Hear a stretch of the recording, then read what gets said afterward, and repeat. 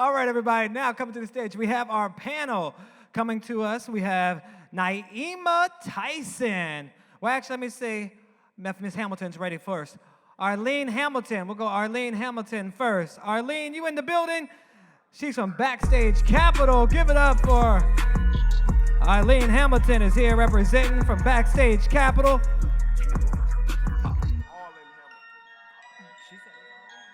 I checked. All right, we have Naima Tyson also in the building, CTP. Miss Naima, she is the Executive Director at JPMorgan Chase. Also representing, thank you so much. And we have our moderator, Senior Vice President of Digital Content and Strategic Partnerships for Black Enterprise. Give it up for Justin Barton.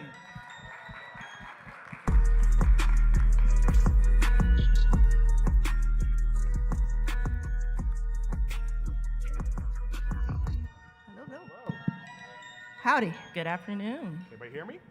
No? Yes? Yes. Great. So certainly want to get started today with this panel. It's extremely important. It's the do's and don'ts of raising capital, hosted by JPMorgan. And I want to just start off, just get right into it. For disruptors, what are the different financing options that are available, whether that's loans, grants, equity investments, crowdfunding? How do you tell people they should start raising money for the business? You just listed them off, most of them. I also want to say it is Arlan. Thank you for correcting. Arlan Hamilton. And My bad. I got you. It's all good. So there are several types of funding. So I'm a venture capitalist who also catalyzes. So I work with venture capital funds, which means I work with money that other people, myself and other people have put together in a pooled fund, make investments out with my partner, Brittany Davis. But I am a big fan of bootstrapping. I'm a big fan of taking the money that you earn and letting your customers be your first investor. That's my my preferred method of getting investment, because it means you have more ownership and more power at the end of the day. So I always try to say that. But yeah, there are grants. I love that we're doing a pitch competition at this event. Pitch competitions are low-key the best hack that I know of. I know a founder, actually in Atlanta, you probably know her, Jewel Burks. Years ago, today she's a millionaire. But years ago, she was trying to raise money for her company and nobody could really get it, right? Early people got it, but maybe couldn't invest like herself at the time. She started doing pitch competitions, and every time I'd see her, she would have gotten 5,000 here, 20,000 here, 25,000 there. She put together a whole round of funding, essentially, through pitch competitions. She then kept focused on her business and building her business and not letting everything else get her down because it was tough. And she ended up being acquired by Amazon. And now she's a millionaire, and she made other millionaires in her company. So don't let the dollar amounts fool you. You can do, I know everybody in this room is creative enough to make those dollars stretch. Great. So Naima, like you work at JPMorgan, at the commercial banking, mid-market. How do you help people in this audience, disruptors, finance their business? So I think it is important for you to know where you are positioned with the financial partners that you work with. There are various parts of the bank, and depending on where you reside in the bank will definitely have an impact to the resources that are available to you. And leverage your financial partners in terms of helping you understand where you are in the life cycle of your business and where you're looking to go, because they should be preparing you to help grow and scale your business. And that advisory piece is free. It's nothing that you should have to pay for. It's something that you should readily receive. And if you ask for it and you're not getting it, you are with the wrong financial partner. Your banking partners are just that. They are partners in your business, and they should be there to help support you. There should not be aha moments for you in terms of when it's time for you to come to the table and you are looking for a particular resource and either it's not available to you or you're not prepared to get it. that is a failure, I think, on the behalf of your financial partners. So ask the questions. Great. And so, Arlan, you were talking about bootstrapping. What are the pros and cons to bootstrapping versus, what I would probably like to use is OPM, other people's money. Yeah. Like, what's Yeah. the better way? Like, obviously, disruptors mainly here are doing a lot of the bootstrapping, so pros and cons there. But then the next step, when you get past that, how do we Yeah. bridge that gap? And I know I'm going to answer this by first letting you know a little bit about myself so that it sets the stage for it. And I know some people were clapping so they know what's up, but but thank you. 8 years ago, I was homeless on food stamps. Today, I've invested in more than 200 companies led by underrepresented, underestimated founders. Okay? So I say that to tell you, I don't know if we can do anything about the feedback, but I say that to tell you that I know what it's like. I know what it's like to have somebody to be broke, and when I say broke, I don't mean cute broke, I mean broke. And to have somebody say, I'm gonna give you $10,000, I'm gonna give you $100,000. Finally you get somebody that says that, one day says that, and you look at your bank account and you say, I would do anything to have my bank account look like that. But you have to, and somebody did this for me when I was poor, and I'm so glad they did. You have to think about what your life is going to look like when you succeed, or when you succeed beyond this current success, and not let the current temporary circumstances dictate what's going to happen over the next decade or more. So when I was probably 32, I'm 42 now, about 10 years ago, there's this guy an angel said he would give me like $10,000, and I was like, yeah, because I didn't have any money. And I said, yes, and he said, I just want like a percentage of your income, for the rest of your life. But some of y'all know I was considering it. I got on the phone with a black woman who is the director, and I asked her what she thought. She said, don't you dare do that. She said, I know how successful you're going to be one day, and you will hate yourself for doing that. So she checked me, and I want to check everybody here. Do you understand how much money I would owe him? So when I say bootstrap, I say it because I want everybody to be empowered with options, because options and choices are freedom. We do not have to beg. In fact, for the first several years in the apartment in West Hollywood that I had after I got my first check, I put in permanent ink on my whiteboard, we do not beg. Okay, the royal we do not beg. None of us in this room needs to beg, none of us in this room needs to plead. We need to partner, right?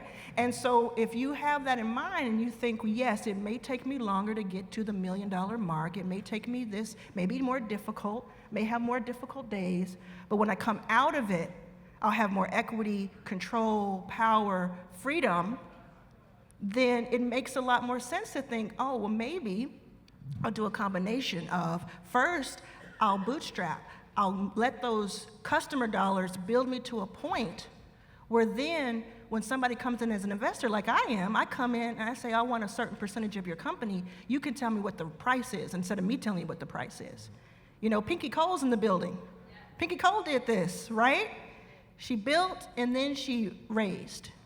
So I'm not telling you not to raise. I'm just saying that bootstrapping for many people can be revolutionary and can be very powerful and empowering. Yeah.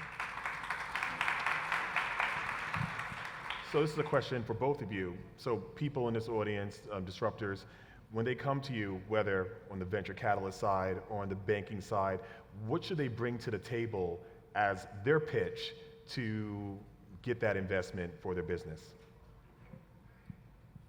It's important to know the nuts and bolts of your business. It is important to know your story, and it's important to start that engagement and dialogue early. So oftentimes, I come across business owners that come to the table immediately with an ask. They have not developed a relationship, not only with me, with the current financial partner that they're working with.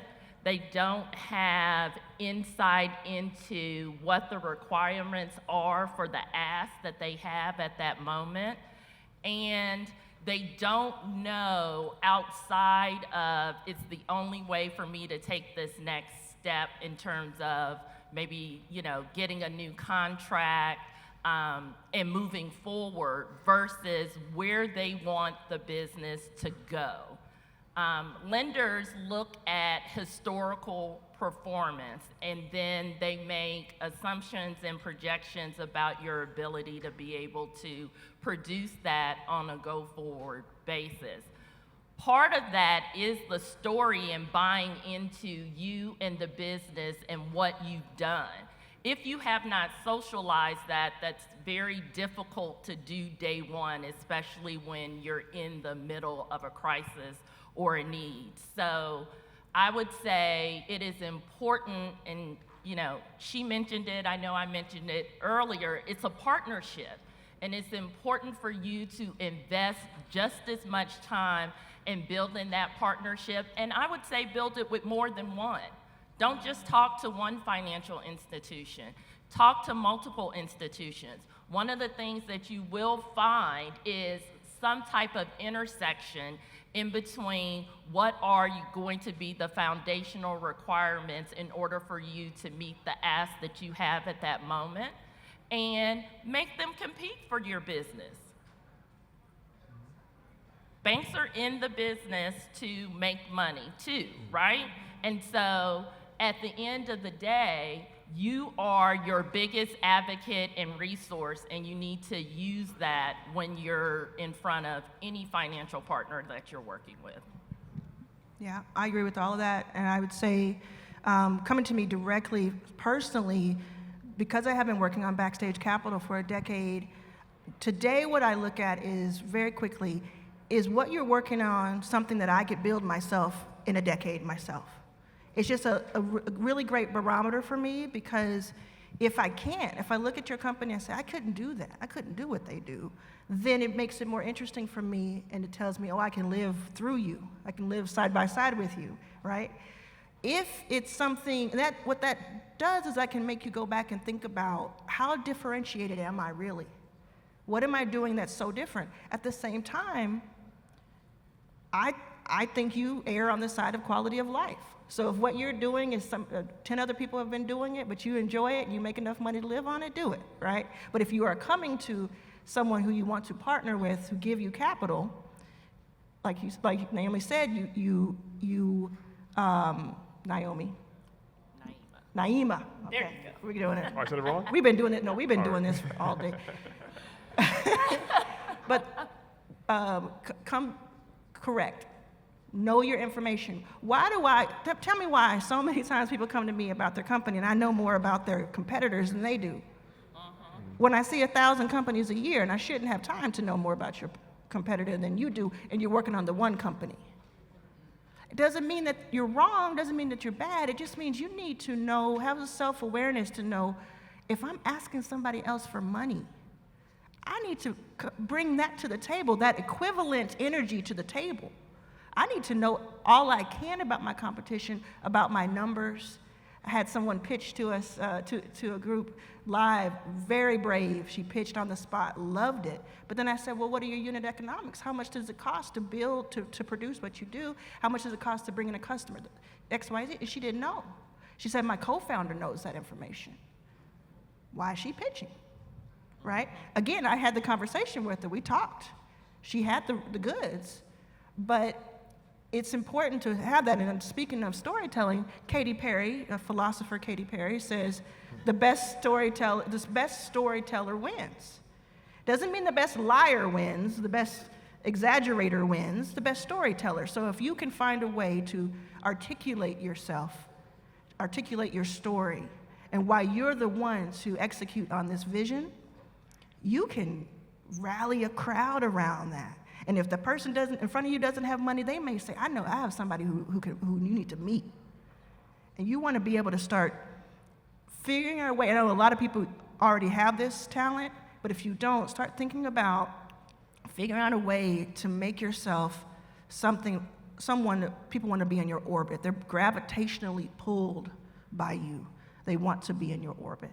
Like I said, I think I said this, but I have raised about $25 million or more. I can't keep track of it. I think I've raised about $25 million or more.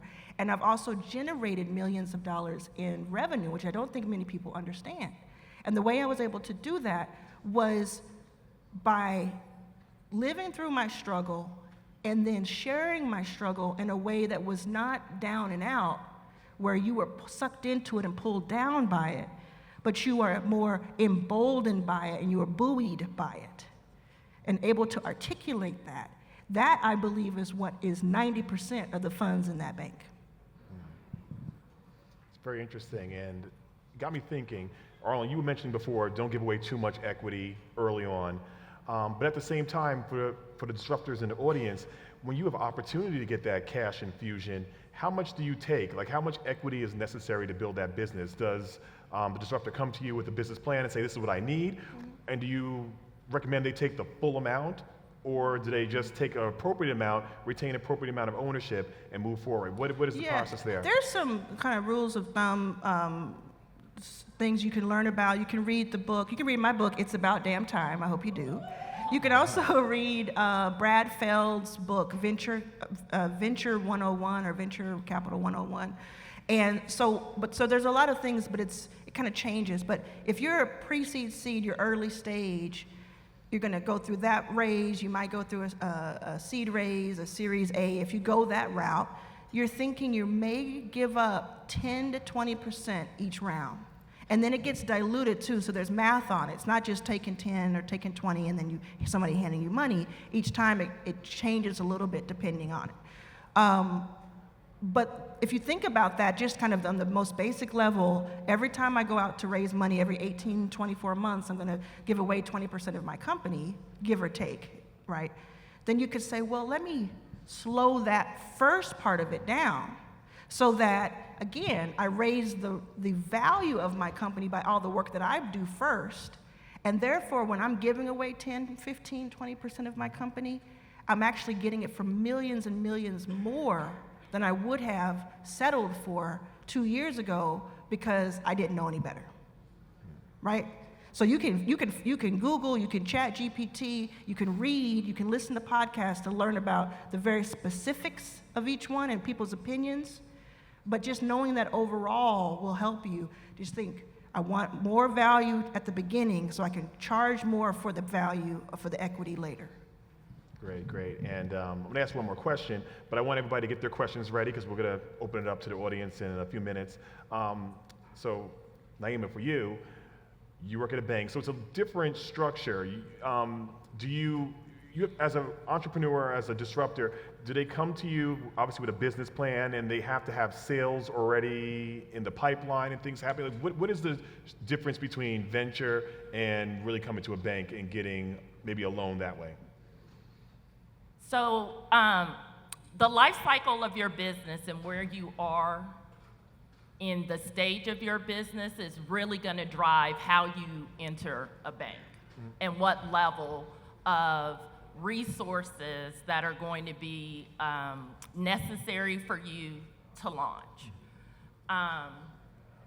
Once you know where you are and where you are projected to be, let's say in an 18, 24-month period, will determine how you matriculate through the bank. So there is, small business banking, all the way up to investment banking at, a bank the size of JPMorgan Chase. And the life cycle is really gonna drive that. When I said earlier about it's important to know where you are and where you're entering, as much as a bank is gonna interview you and wanna understand your story, you should be interviewing your financial partner and understanding what are those trigger points in the institution in terms of how you have the potential to move through and what you get, what resources are available to you, what type of information they're going to require based on what your asks are. It looks very different from a small startup business to a mid-sized business to, you know, an investment banking size business, so it varies. But if you understand where you are and where they have placed you, you should never be surprised about when you come to the table for an ask, what they're going to require and need in order for you to satisfy whatever the need is that you're looking for. Does that make sense? Absolutely. But maybe let's open it up to the audience for some questions. So, Do we have mics for them? yes, one here. Oh, you can walk up here to this if you want to do a question. Yes. Okay, hi. I'm a creative entrepreneur. I didn't know the term was bootstrapping, but I've been working out of my home for about a year now. My question is, when it comes to bootstrapping and finances, and I think you talked a little bit more about this, so I want to go deeper on it. I am in financial debt, credit card debt, as many Americans are. So how do I balance my personal finances with my business finances? And I know you're supposed to pay yourself, and you know, I've been budgeting, but I'd just like to know more so I can really break this barrier right now. Yeah, I mean, what I said before is definitely inspiring, but it's also like practically, oh, she's leaving, okay.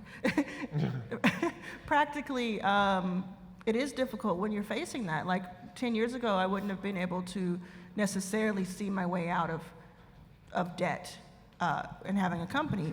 I think you have to get creative, and I think that you have to focus on other ways to run your business. So this is just one answer. If you want more answers actually to this question, if you go to arlansacademy.com, I have a $4,000 worth of curriculum for free. arlansacademy.com, you can spell my name, A-R-L-A-N. But one way is, whatever you're working on, kind of take what you're working on and turn it into something else as either a consultant or some sort of online course or something that can make money while you're sleeping. So if you're working on a hair care line or you're working on a fintech company, is there something you can pull from that you can create a different product or a different service? If you have a product, can you turn it into a service? If you have a service, can you turn it into a product that can be sold to help pay for some of the work that you're doing, in addition to your normal customers?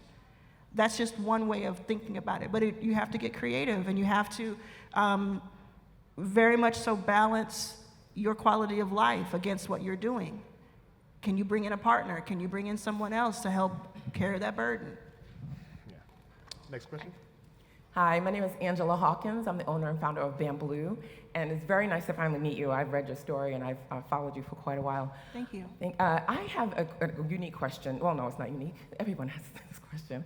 So I had started a business, and you know, just like the speaker before me, ran into debt trying to build the business, bootstrapping, and then realized that when it was time for me to go and seek the funding, a lot of the funders were saying, well, no, because you're too debt heavy right now. You have too much personal debt. Well, that debt was incurred by building the business.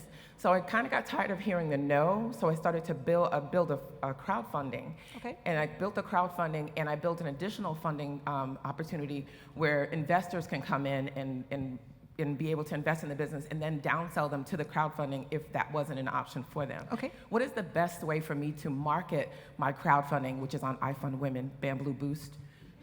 What is the best way for me to market it if it's not going to be running ads or I want to try to get it out to the larger, not just my customers or my family and friend base. I want to get it out to a larger audience. Well, depending on how long it's going to be up and see if you can get it extended, I would start to offer value in a different way that has nothing to do with the crowdfund itself. Offer value. Can you have something that's like a one-pager? Can you have something that's a video that you give a lot of value for free? And in exchange, you're taking the person's email address, and then you're, a few days later, letting them know about your job or your company, and that there is an opportunity to be part of it. Just a soft sell. But they understand that when they get that free, valuable information from you, whether it's a white paper, ebook, even a one pager, sometimes a list of 10 things you can do to XYZ, they understand when they get this, you're giving me your email address and I will send you a couple of things after this, and then you come back to them. And that's like the fastest way, because you can be building up your social, you can do all of that. But if you can find a way, like last year, I understand that I have a large audience, but I also like to experiment every day. So last year I did 1 hour, 7 income streams, and I just broke down 7 of my income streams, just very, truthfully, on a 1 hour mini masterclass for free. And 10,000 people signed up for it. And many of those people did not know me from Adam before that. And so, you can provide value to receive value. Thank you. Thank you. All right, so we have 30 seconds left, so maybe a quick 15-second question Yes. and maybe a 15-second No answer. TED Talks. Yeah, let's go. So my name is Jillian Anderson. I'm the founder of Her Ride, and my question actually is, my app is in the gig economy space, and we just completed a family and friends round. I just want to know, how much should I be asking for in my pre-seed raise? How much you raise? I mean, you don't know how much you're raising either? I already raised $33,000 for family and friends How much round. are you raising? I put 1.5 million. I Why? don't know if that's too much. Why? I got it all based off of Uber and Lyft's first raise. Okay, so what I'm saying is why. We don't have time to go into it, Yeah. but what I would do is take pen to paper and understand truly why you need $1.5 million this early. Because I can tell you right now, you don't. You don't need $1.5 million this early. You're going to save yourself a lot of heartache getting that number down to 250K somehow. And understanding that you're not Uber, you want to be better than Uber. You want to know better than they knew. So you want to really break down what you need. You have $33,000. What can you do with that? What have you done with that? Take that and use that as your mark. Instead, I say don't compare your chapter 1 to someone else's chapter 10, right? So take that and see, because 1.5, you're setting yourself up for a long road of 33,000 is the benchmark. Right? And if you can't tell me, like you could have said, I know exactly why, but because Uber did it is not the right answer, in my opinion. You're on the right path, though, because you've done it so great so far, though. Yeah. Thank you. Thank you. Okay, great. So, Arlan, thank you. Thank you. Naima, thank you. You Thank can catch you. them after this. Ask more questions.